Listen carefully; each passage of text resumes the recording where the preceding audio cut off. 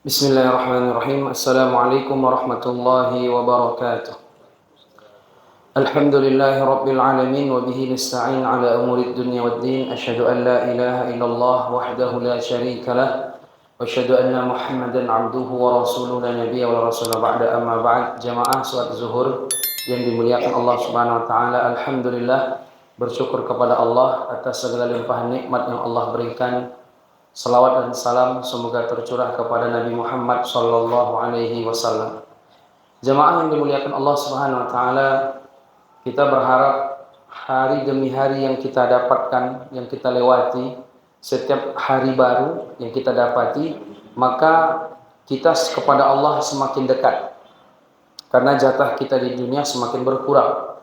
Dan kita berharap ketika kita meninggalkan dunia, bukan membawa dosa, tapi membawa amal, bukan membawa permusuhan, tapi membawa pertemanan. Maka kaum muslimin yang dimuliakan Allah Subhanahu wa taala, orang beriman, mereka nanti masuk surga, mereka beramai-ramai, ada yang keluarga, ada yang kawan-kawan. Karena kita di hari kiamat nanti bisa saling kasih syafaat satu dengan yang lain. Karena dalam satu hadis kata Nabi sallallahu alaihi wasallam, di hari kiamat nanti ada orang masuk neraka yang mana waktu itu api neraka sudah membakar sampai, ada yang sampai pinggangnya, ada yang sampai bahunya, bahkan membakar semuanya.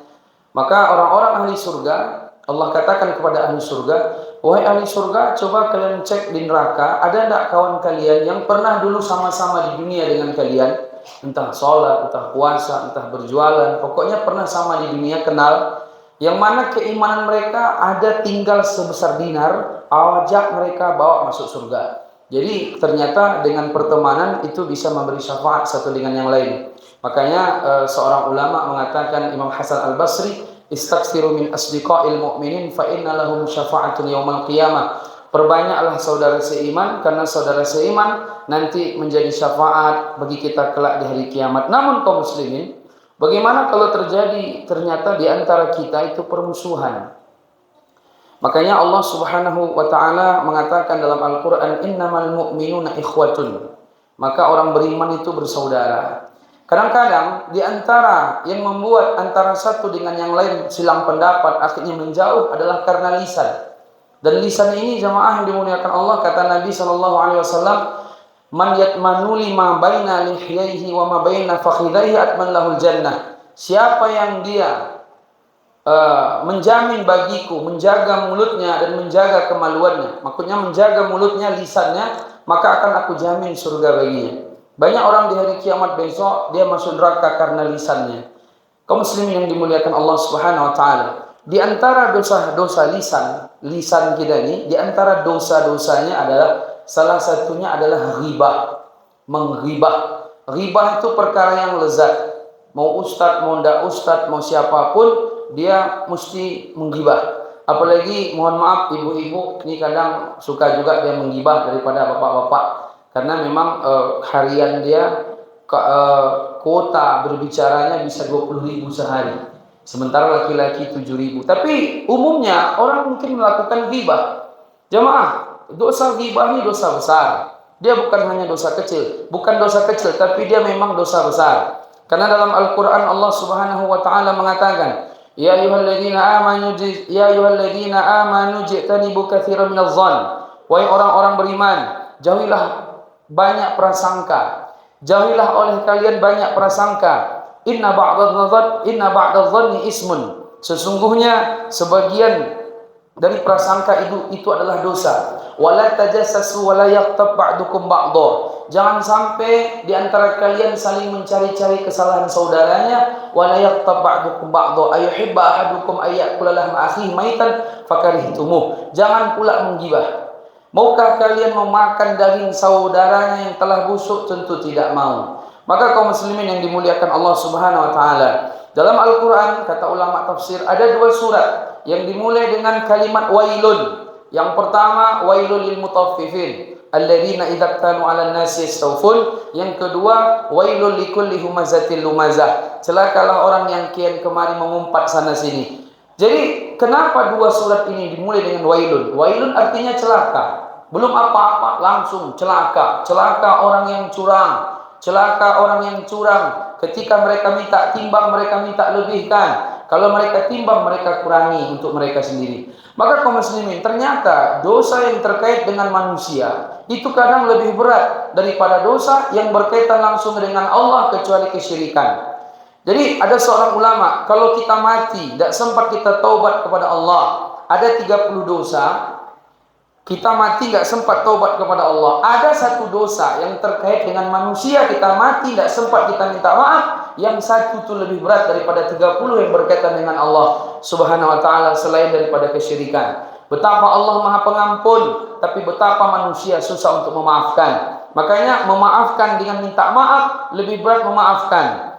Karena Allah memerintahkan pun kita wal afina 'anil nas, memaafkan manusia. Jemaah yang dimuliakan Allah, betapa dosa terkait dengan hamba itu kadang lebih berat ketimbang ketika dosa yang berkaitan dengan Allah Subhanahu wa taala. Maka daripada itu kaum muslimin yang dimuliakan Allah, ghibah ini salah satu dosa besar. Apa itu ghibah? Kita menceritakan keburukan saudara kita yang dia tidak hadir di situ. Makanya dalam satu hadis kata Nabi sallallahu alaihi wasallam, "Atadruna mal ghibah?" Qalu Allah wa rasuluhu a'lam. Qala dzikruka akhaka bima yakrah.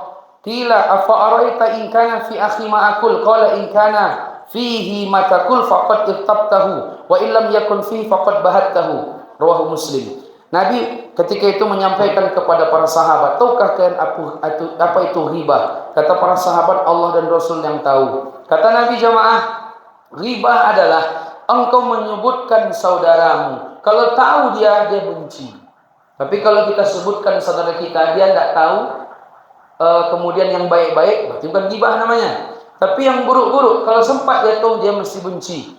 Lalu sahabat mengatakan, kalau saya menceritakan tentang dia, dan memang apa adanya ya Rasulullah. Kalau memang apa adanya, memang buruk dia, kamu ceritakan dia, memang apa adanya, itu ghibah. Tapi kalau ternyata bukan sebagaimana yang kau ceritakan, engkau telah memfitnahnya, lebih besar daripada ghibah lagi. Udah dijelekkannya orang, enggak begitu aslinya kan? Lebih berat daripada ghibah. Maka kaum muslimin yang dimuliakan Allah Subhanahu wa taala, besok di hari kiamat ada orang-orang rugi. Ketika itu Nabi bertanya kepada para sahabat, "Atadruna manil muflis?" Tahukah kalian siapa orang yang bangkrut, siapa orang yang pailit, siapa orang yang rugi? Kata para sahabat, "Al-muflisu fina man la dirham lahu wala mata." Orang rugi, orang miskin, orang yang enggak punya apa-apa, orang yang enggak punya dirham, orang yang enggak punya mata, perlengkapan-perlengkapan. Kata Nabi sallallahu alaihi wasallam, "Al-muflis min ummati man ya'ti yaumal qiyamah bi salatin wa siyamin wa zakatin." Adalah orang yang besok di hari kiamat dia membawa pahala salat tahajud, dia membawa pahala salat di Masjidil Haram, dia membawa pahala ibadah salat, membawa pahala ibadah puasa, puasa Ramadan, puasa-puasa sunnah, puasa Senin Kamis, puasa Daud, semua dia lakukan. Kemudian zakat, sedekah-sedekah semua dilakukan. Dia bawa itu semua besok di hari kiamat. Lalu kata Nabi sallallahu alaihi wasallam, ternyata orang ini yang punya pahala puasa banyak, yang punya pahala zakat banyak, yang punya pahala salat banyak, waqad syatama hadza, dia telah menuduh si fulan. Lalu waqadha hadza, dia menuduh juga si fulan, fayuqtu hadza min hasanatihi wa hadza min hasanatihi. Maka dia telah menghina si fulan, menjatuhkan martabat si fulan, membunuh si fulan, wa akala mal hadza, memakan harta si fulan, wa daraba hadza, dipukulnya si fulan, zalim dia intinya kepada orang. Maka ketika itu kata Nabi, jamaah yang dimuliakan Allah Subhanahu wa taala, fayuqtu hadza min hasanati wa hadza min hasanati. Orang-orang yang dizalimnya dulu, orang-orang yang dihinanya, orang-orang yang diambilnya hartanya, orang-orang yang dihimahnya waktu itu, waktu di dunia, maka keburukan amal-amal kebaikan orang yang tadi, yang punya puasa, yang punya sholat tadi, dipindah sama dia, sama orang yang dizaliminya. Lalu diambil lagi, dipindah lagi. Lalu diambil lagi, ditimbah lagi. Lalu kata Nabi SAW, jamaah, fa'in faniyat hasanatuhu qabla ayuqdha ma'alaihi. Ternyata kebaikan-kebaikan dia habis kebaikan dia. Kenapa? Dibagi-bagi sama orang yang pernah dizalimi oleh dia. Maka gak cukup untuk bayar hutang. Maka kata Nabi sallallahu alaihi wasallam, ukhidha min khotoyahum faturihat alaihi tsumma turiha finnar. Keburukan orang itu pula yang dipindah sama dia. Padahal tadi dia banyak pahalanya. Lalu keburukan orang dipindah sama dia, setelah dipindah dia pun dicampakkan ke dalam neraka. Itulah orang yang rugi besok dari kiamat. Ibu-ibu, bapak-bapak, kalaupun banyak amal kita, tapi ternyata kita suka melakukan yang hal seperti tadi, maka bisa jadi besok di hari kiamat pahala pengajian kita, pahala sholat kita, ibadah kita dipindahkan sama orang. Ternyata terlalu banyak kita mengganggu orang, maka ketika itu keburukan orang dipindahkan ke kita karena habis kebaikan-kebaikan kita pun dicampakkan dalam neraka jahanam wal-iyyazubillah. Maka kaum muslimin yang dimuliakan Allah Subhanahu wa taala, ada seorang ulama mengatakan begini, pernah saya baca. Kalau mau menggibah, gibah aja orang tua kita. Kata dia begitu. Kalau mau menggibah, gibah aja orang tua kita. Karena kalau kita gibah orang tua kita, pahala kita pindah ke orang tua. Tapi siapa pula yang mau menggibah orang tuanya kan? Maka daripada itu jamaah yang dimuliakan Allah Subhanahu wa taala, ini penting. Memang lisan kita lisan tak bertulang, lidah tak bertulang. Kadang-kadang saya semua, maka daripada itu kita berusaha sebelum kita mati minta maaf kita. Kalau ada salah-salah saling memaafkan satu dengan yang lain. Ustaz, kalau kami sama-sama menggibah gimana? Dia gibah saya gibah dia. Oh, berarti fair nih, 50-50, imbang. Ya kan? Ini pindah situ, imbang berarti kan gitu. Cuma nanti tinggal lagi dosa dia melanggar aturan Allah Subhanahu wa taala. Untuk pindah-pindah pahala mungkin fair dia kan, 50-50. Karena imbang. Tapi yang jelas dia berusaha karena Allah Subhanahu wa taala melarang untuk melakukan, tapi justru ditabrak sama dia. Jadi sampai begitu ulama menyarankan, kalau mau menggibah, gibah aja orang tua. Karena nggak lari-lari kemana-mana pahala kita. Kita sholat tahajud, kita gibah kawan, lari ke kawan, habis pahala kita. Tapi kalau kita gibah orang tua, pindah pahala ke orang tua, kan balik-balik di keluarga kita juga. Ini sebenarnya teguran, satu pemikiran bahwa jangan sampai kita menggibah. Maka berusaha, kadang-kadang terulang lagi istighfar. Kata para ulama, bagaimana kalau ada orang kita gibah, dia tidak tahu. Terus bagaimana untuk membalas, mengganti semua? Maka mulai saat itu puji dia di balik dia, maksudnya di belakang dia untuk mengimbanginya. Kita gibah dia, astagfirullahaladzim, saya gibah dia. Maka nanti janji kita puji-puji dia di belakang dia biar orang pun menganggap baik lagi dia kembali. Maka jamaah yang dimuliakan Allah Subhanahu wa taala, ini satu dosa yang luar biasa ya.